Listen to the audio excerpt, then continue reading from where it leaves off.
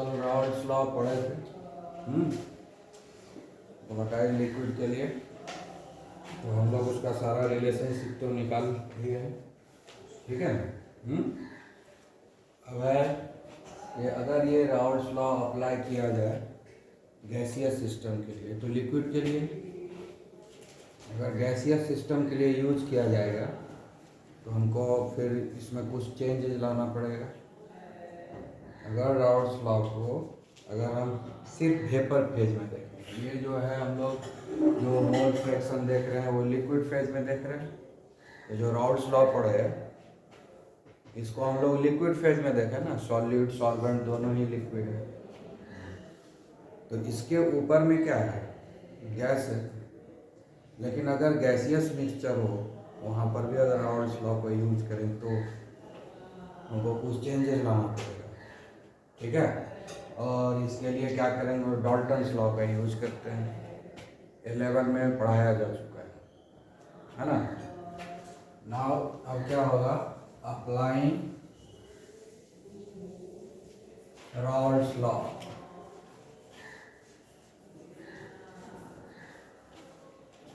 In vapour phase. मतलब क्या हुआ, इसमें हम लिक्विड फेज कंसीडर ही नहीं करेंगे, सिर्फ और सिर्फ वेपर फेज का करेंगे, लिक्विड का नहीं करेंगे कंसीडर, समझ गए। सिर्फ वेपर फेज यानी लिक्विड के ऊपर जो सिर्फ वेपर है सिर्फ उसके बारे में बात करेंगे। वेपर प्रेशर होता है ना, तो वेपर प्रेशर जो वोलेटाइल लिक्विड होता है उसी का वेपर प्रेशर बनता है क्लोज कंटेनर में।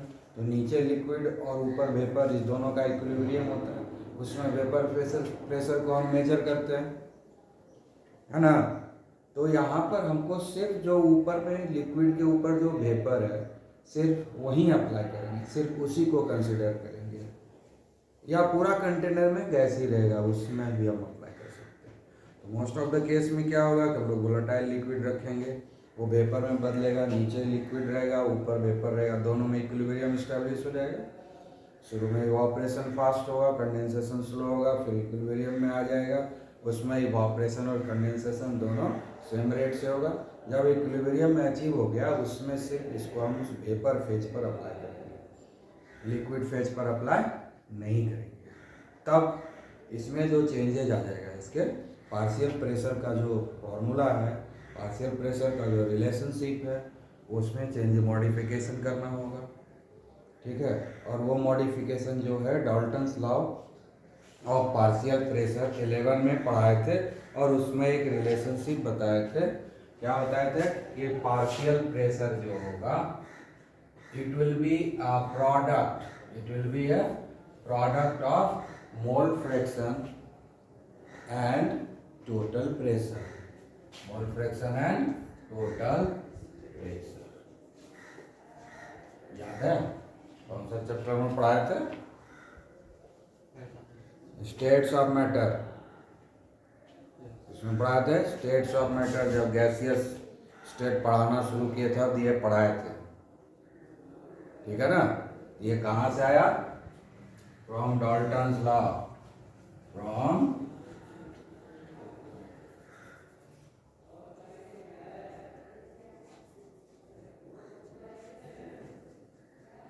Dalton's law of partial pressure,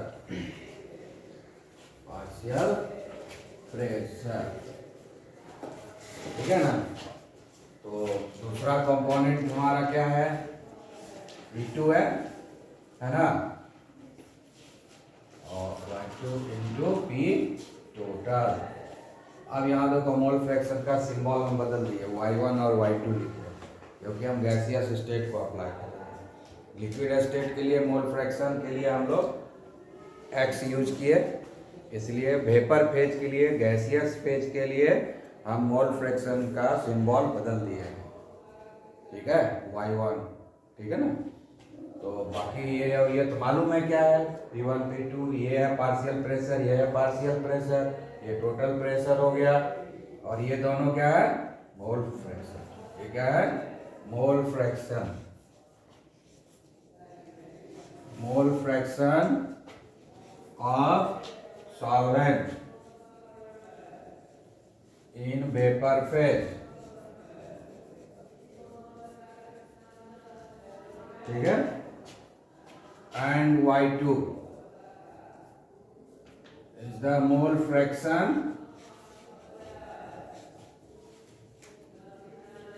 of solute in vapor phase. Vapor phase means gaseous state में. Understood? समझ में आया? इतना मॉडिफिकेशन करना है. उसके बाद इस फॉर्मूला को हम यूज करेंगे P1 P2 के लिए, और फिर जैसे हम लोग सब एडिशन P टोटल निकाले वो सब कर सकते हैं. समझ गए? आई बात समझ में? पहले क्या लिखते थे? P1 equal to X1 P01 X1 या X1 P01, P2 equal to P02 X2. यही ना लिखते थे लिक्विड फेज में, और वेपर फेज में ये है रिलेशन. ठीक है ना? और इसको हम कैसे ही निकाले थे ये तुम लोगों को 11 में पढ़ाए थे. 11 में हम डिटेल में इसको डिराइव करके बताए थे, है ना. Dalton's law of partial pressure, जहाँ पर ये टॉपिक है रिवाइज कर लोगे फिर से. आई बात समझ में? उस जगह ये रिलेशनशिप हम डिटेल में डिराइव करके बताए थे. ठीक है, क्लियर? तो याद रखना है कि राउल्स लॉ का, ये भी राउल्स लॉ से ही है, ये भी तो राउल्स लॉ ही है, लेकिन हम वहाँ पर Dalton's law of partial pressure को यूज किए है ना. तो गैसियस स्टेट में उसी का लॉ यूज होगा, लिक्विड फेज में इनका डायरेक्ट यूज हो जाएगा. ठीक है, आई बात समझ में? ये भी रिलेशन है पार्शियल प्रेशर और मोल फ्रैक्शन का. ठीक है, ये भी रिलेशन है पार्शियल प्रेशर और मोल फ्रैक्शन का, लेकिन गैसियस फेज में, वेपर फेज में वो भी रिलेशन है पार्शियल प्रेशर और मोल फ्रैक्शन. ठीक है, वहां पर जो फैक्टर क्या था?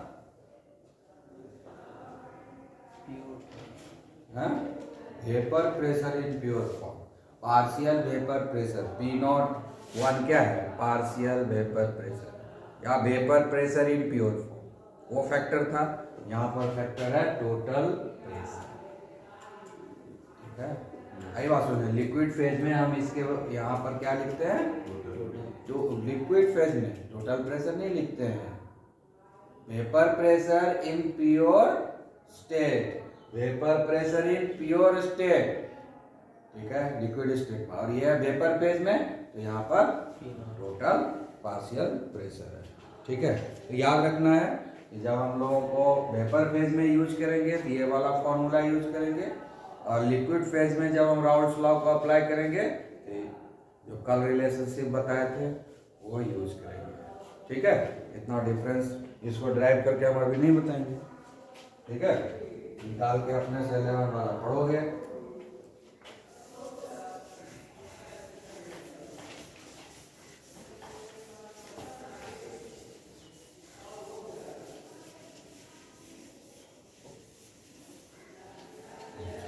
अब कल जो हम लोग पढ़े थे मैथमेटिकली सब कुछ ड्राइव कर लिए थे. ठीक है, आज जरा हम लोग ग्राफ बना के भी देख लेते हैं.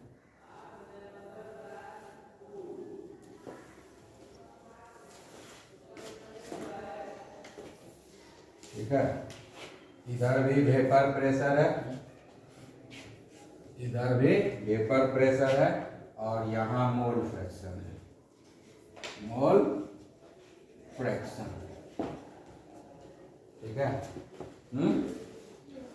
अब ये दो ग्राफ को हम एक साथ क्लब कर दिए, दो ग्राफ, इसलिए दोनों तरफ वेपर प्रेशर दिया है. ठीक है ना? क्या बात समझ में? इधर भी ये 0 है, इधर भी ये 0 है. समझ गए? X axis, Y axis. Along the X axis mole fraction लिए, और along the Y axis vapour pressure. Along the X axis, ठीक है ना, और along the Y axis vapour pressure. दो ग्राफ को हम यूज किया. यहाँ से काट दो, दो ग्राफ हो जाएगा ना? काट देंगे, दो ग्राफ हुआ, एक उधर से एक इधर से. क्यों लिए? एक सॉल्यूट का बनाएंगे, एक सॉल्वेंट का ग्राफ बनाएंगे. सॉल्वेंट का भी वेरिएशन देखेंगे।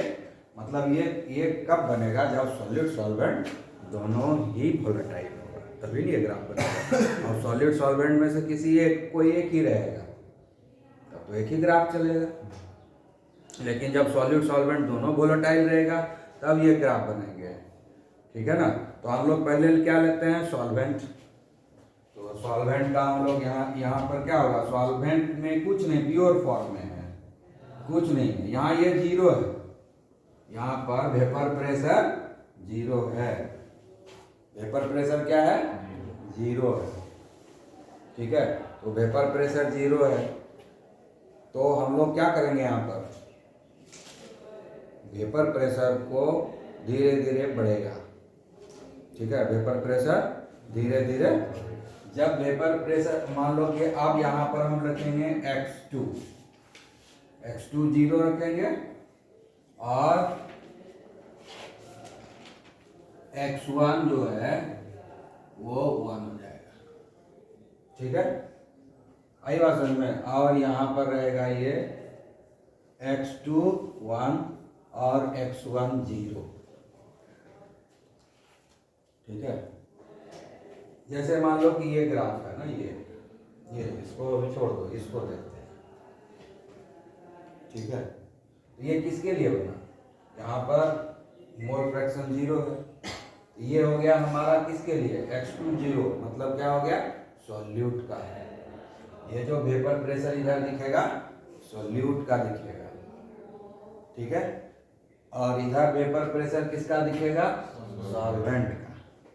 ठीक है। ये हो गया हमारा सॉल्यूट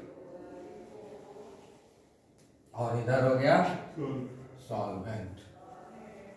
इधर वेपर प्रेशर किसका देख रहा है, सॉल्वेंट का, इधर वेपर प्रेशर हमारा दिख रहा है सॉल्यूट का। ठीक है। तो हम लोगों को क्या करना है कि जनरली हम लोग क्या करते हैं कि सॉल्वेंट का ही वेपर प्रेशर ज़्यादा दिखाते हैं, सॉल्वेंट का वेपर प्रेशर ज़्यादा दिखाते हैं, या सॉल्यूट को ज़्यादा भी दिखा सकते हो, ऐसा कुछ नहीं है। जैसे तुम्हारे बुक में दिया हुआ है वो सॉल्यूट को ही ज़्यादा वेपर प्रेशर दिखाया है, सॉल्यूट को ही ज़्यादा वेपर प्रेशर दिखाया है।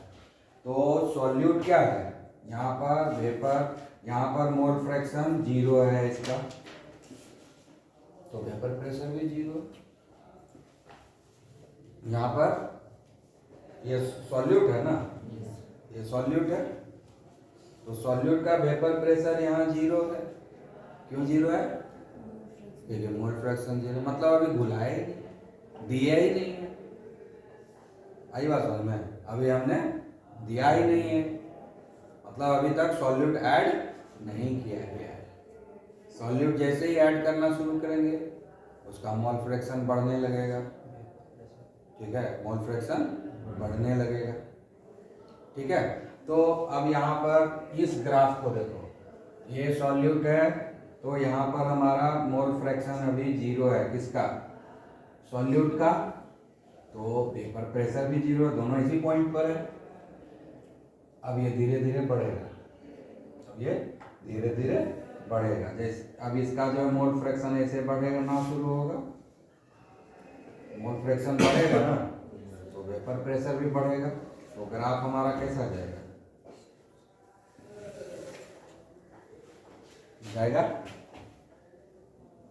जाएगा ना। हाँ, आई बात समझ में। तो ये क्या हो गया हमारा,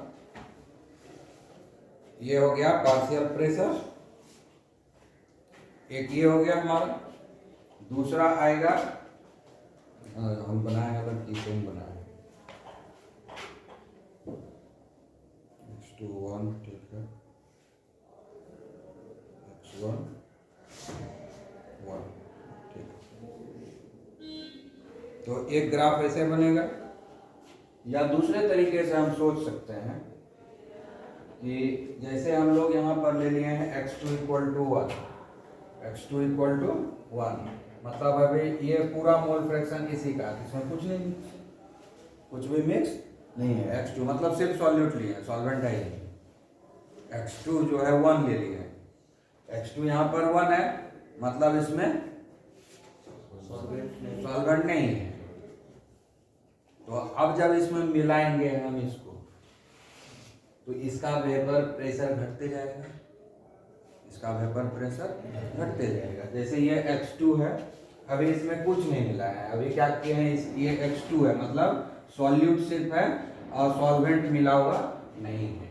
तो इसका वेपर प्रेशर यहाँ है, मान लिया कि यहाँ वेपर प्रेशर, क्योंकि अब पहले तो 0 रहेगा, मैक्सिमम लिया है हमने, सॉल्यूट ले लिया, इसमें कुछ मिक्स नहीं है, तो टोटल मोल फ्रैक्शन सॉल्यूट का ही होगा, कल बताए थे 1 होगा, मोल फ्रैक्शन 1 होता है ना टोटल, तो इसका मोल फ्रैक्शन 1 होगा और उस समय जो वेपर प्रेशर होगा वही ना प्योर स्टेट में होगा।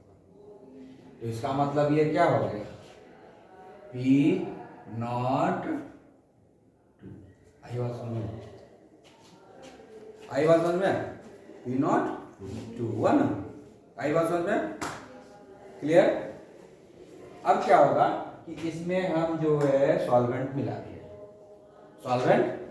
दिए, तो पहले अकेले था तो टोटल वेपर प्रेशर इसका था, सॉल्यूट का था, है ना, टोटल जो है सॉल्यूट का था, ठीक है, उल्टा लिख दिया, हाँ सॉल्यूट का इधर में लिखेंगे,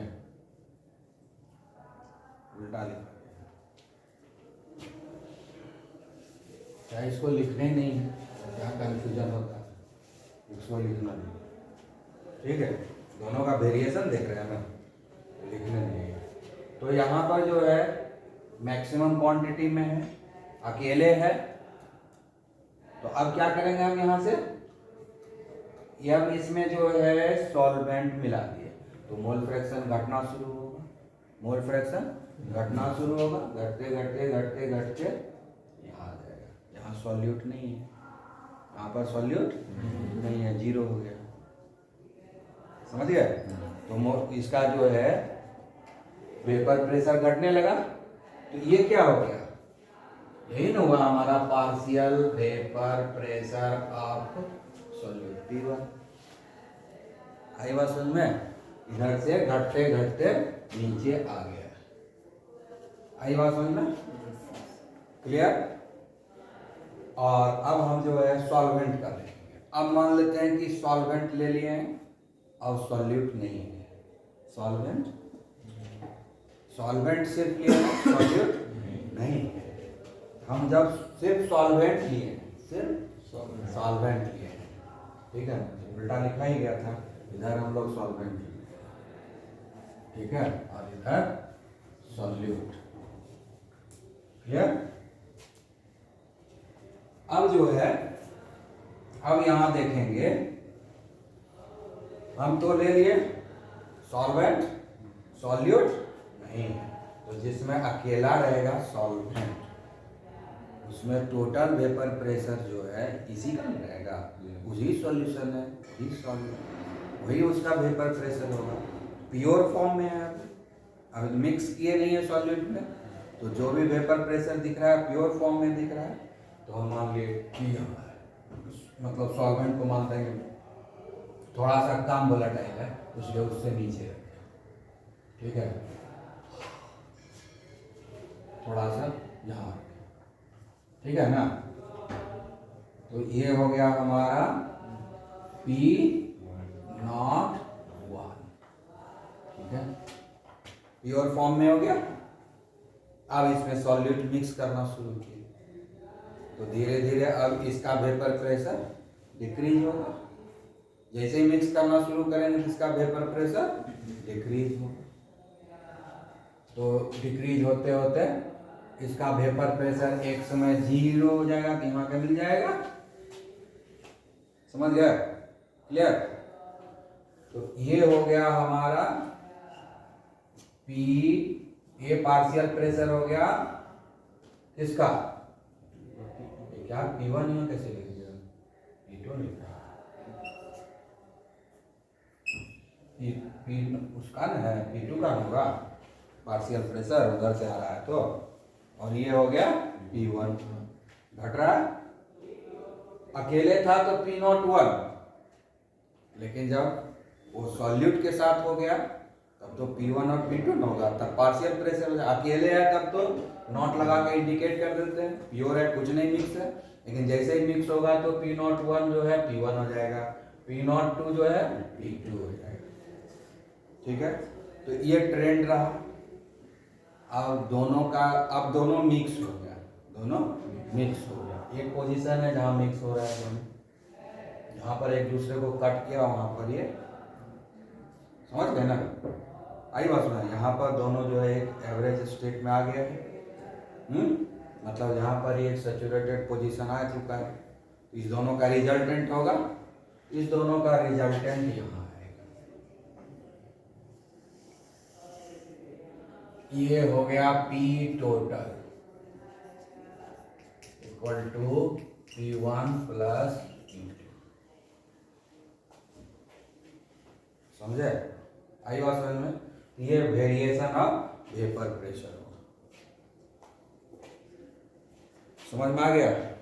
हाँ, क्लियर? तो ये तुम्हारा ग्राफ नंबर 1 हो गया, ये ग्राफ नंबर 2 हो गया और ये ग्राफ नंबर 3 हो गया। 3 ग्राफ एक में क्लियर हो गया। ठीक है ना? पहले सॉल्वेंट लेते हैं, इसलिए ग्राफ नंबर 1 ये होगा। ट्रेडिशन क्या है कि हम पहले सॉल्वेंट लेते हैं। ऐसे समझाने के समय हम इसको अकेले लिए, इसको अकेले लिए बोले, लेकिन ट्रेडिशन क्या है? जब दो चीज़ को मिलाएंगे तो ट्रेडिशन क्या है? पहले सॉल्वेंट लाएंगे तब ना सॉल्यूट लेंगे। पहले सॉल्वेंट लेंगे कंटेनर में, क्योंकि वो ज़्यादा होता है। सॉल्यूट तो कम होता है ना, बहुत कम होता है। सॉल्यूट का अमाउंट तो बहुत कम होता है, तो पहले सॉल्वेंट लेंगे। इसलिए हम ग्राफ नंबर 1 इसी को मानेंगे। ये ग्राफ नंबर 1 हो गया, और ये जो है सॉल्यूट है, ये ग्राफ नंबर 2 हो गया। दोनों जब मिक्स हो गया तो रिजल्टेंट आया, वो ग्राफ नंबर 3 में हो गया। समझ में आ गया ये ग्राफ? वो ग्राफ देख करके अब हमको समझ में आ रहा है, ठीक है, कि जब हम मिक्स नहीं करते हैं, तो सॉल्वेंट का ये मैक्सिमम वेपर प्रेशर है और ये सॉल्यूट का मैक्सिमम वेपर प्रेशर है। ठीक है, और जब मिक्स करेंगे तो दोनों का वेपर प्रेशर डिक्रीज होगा। जब मिक्स नहीं किए तब सॉल्यूट सॉल्वेंट दोनों का वेपर प्रेशर अपना ऑप्टिमम लेवल पर है। ऑप्टिमम लेवल पर अकेले है, प्योर स्टेट में है। तो जब ऑप्टिमम लेवल पर है तो नोट लगा के इंडिकेट करते हैं। तो इस साइड जो है सॉल्यूट का दिखा रहे हैं कि सॉल्यूट का इंटायर कॉन्सेंट्रेशन है, इधर x2 = 1 लिया है ना, और x1 0 है, तो इधर मतलब क्या है? सॉल्वेंट नहीं है, सिर्फ सॉल्यूट है।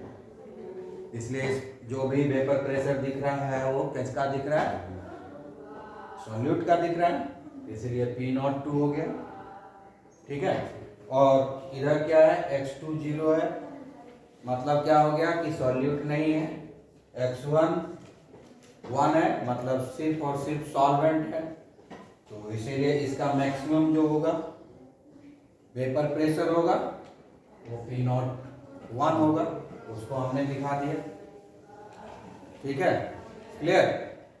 अब दोनों मिक्स हो गया, अब दोनों मिक्स करेंगे तो दोनों का वेपर प्रेशर डिक्रीज होने लगेगा, ठीक है ना? आई बात समझ में? दोनों का वेपर प्रेशर में चेंज होगा, क्योंकि अब दोनों में इंटरेक्शन होगा।